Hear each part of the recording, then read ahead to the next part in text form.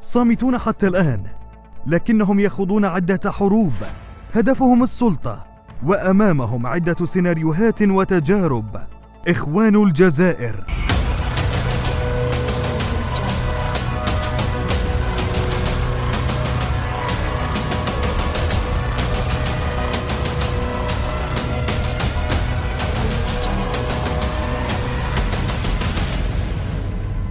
ما بين حركات علنية تتبع الإخوان، وحركات مقربة منها، وحركات لها صلات فيها. هكذا تنقسم أفكار الإخوان على حركات الإسلام السياسي في الشارع الجزائري، ربما تجمعها الفكرة والهدف، لكن يفرقها التنافس واستقطاب الناس.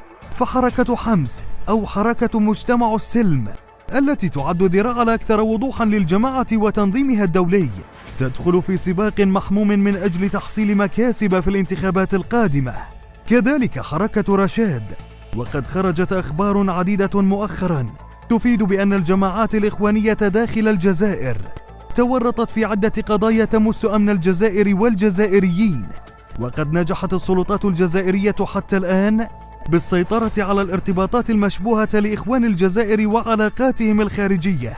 هذه التحركات وغيرها أعادت لأذهان كثيرين الصراع المحموم الذي دخلته الجزائر في تسعينيات القرن الماضي، حين سعت الحركات المرتبطة بالإخوان وغيرها من المتسترة بعباءة الدين إلى تصدر المشهد، ودخلت في صدام مع الدولة والجيش أسال كثيرا من الدماء وكاد يودي بالجزائر للمجهول.